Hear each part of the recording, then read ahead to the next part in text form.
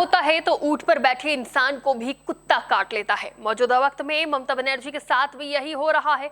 जो कभी टीएमसी का टिकट पाने के लिए लोग ममता बनर्जी की जी हुजूरी करते थे, आज वही बागी होकर ममता को तेवर दिखा रहे हैं। तो वही ममता के करीबी कुणाल घोष के भी एक बयान से सियासी पाराहाई है, जिसमें वो कहते नजर आ रहे हैं कि पार्टी की करारी हार जरूरी थी। क्या ममता के करीबी लोग भी टीएमसी की हार से खुश हैं और क्यों? क्या है पूरा मामला और कौन है वो बागी सांसद जो ममता की नजर में आई, टिकट मिला, जीती और अब बंगाल से ममता की सरकार गई तो पाला बदलने में वक्त नहीं लगाया और अब ऐसे तेवर दिखा रही हैं जो ममता ने कभी सोचा भी नहीं होगा। चलिए आपको बताते हैं क्या है पूरा मामला। नमस्कार, टीवी24 नेटवर्क देख रहे हैं आप, मैं हूं आपके साथ शिखा मेहरोत्रा।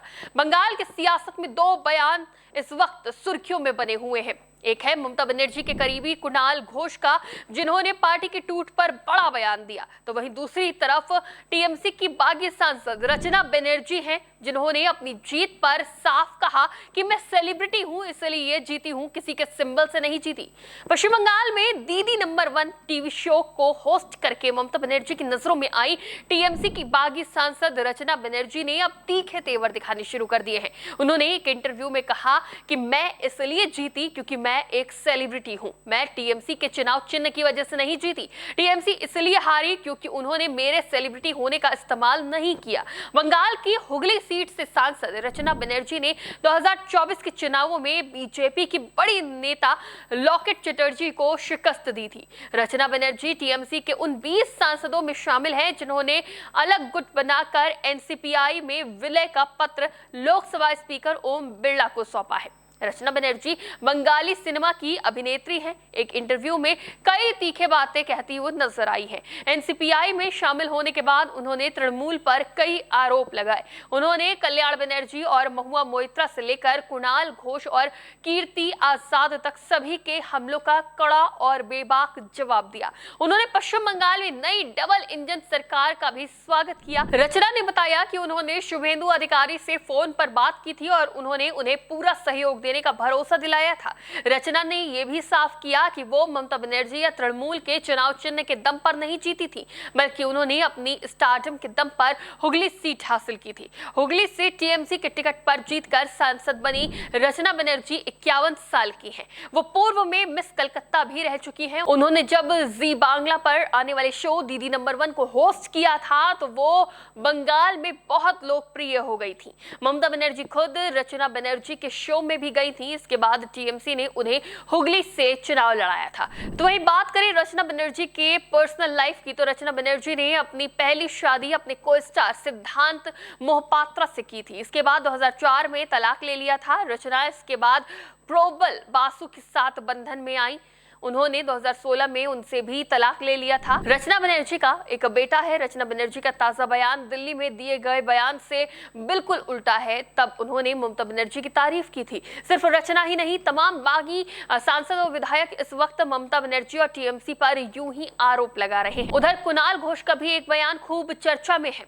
तृणमूल कांग्रेस के विधायक कुणाल घोष ने सोमवार को कहा कि हाल ही में हुए पश्चिम बंगाल विधानसभा चुनाव में पार्टी की करारी हार जरूरी थी। इस हार से पार्टी के भीतर छुपे गद्दारों की पहचान हो गई। तृणमूल कांग्रेस विधायक दल के निष्कासित विधायक ऋतव्रत बनर्जी के नेतृत्व वाले बागी बहुमत गुट को स्पष्ट रूप से निशाना बनाते हुए पार्टी के प्रदेश प्रवक्ता कुणाल घोष ने कहा कि अगर इस बार उनकी पार्टी को इतनी बड़ी हार का सामना नहीं करना पड़ता तो ऐसे गद्दारों का असली चेहरा कभी सामने नहीं आता। घोष ने सोमवार सुबह सोशल मीडिया पर लिखा, 4 मई को पश्चिम बंगाल विधानसभा चुनाव में तृणमूल कांग्रेस की हार से मुझे बहुत दुख हुआ।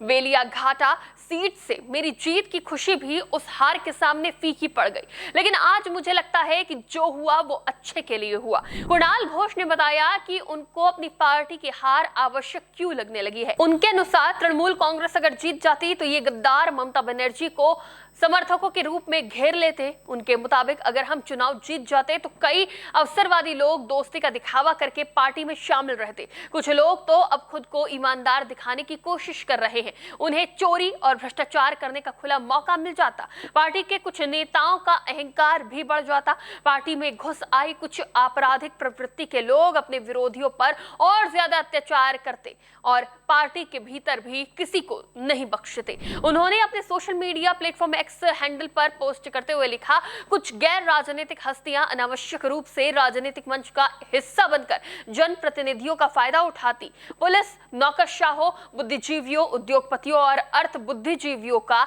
एक वर्ग अपने स्वार्थों को साधने का दिखावा करता। उन्होंने ये भी कहा कि पार्टी के भीतर इन नकाबपोश समूहों की ज्यादतियों के कारण अगर तृणमूल कांग्रेस चुनाव जीत जाती तो समर्पित पार्टी कार्यकर्ता, आयोजकों और शुभचिंतकों की अनदेखी की जाती और वो पार्टी के भीतर घुटन महसूस करते। कुणाल घोष का कहना है कि इस चुनाव के नतीजे ने भले ही हमारी पार्टी को सत्ता से बेदखल कर दिया हो, लेकिन इन नतीजों से जमा गंदगी साफ करने में मदद मिली है।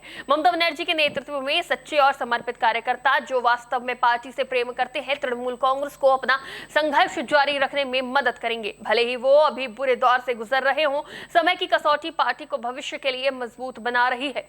कुणाल और रचना के बयान और बंगाल की बदलती राजनीति इस वक्त बहुत कुछ बयां कर रही है। इस पर आपकी क्या राय है, हमें कमेंट बॉक्स में जरूर बताएं। फिलहाल के लिए इतना ही। देखते रहिए TV24 नेटवर्क।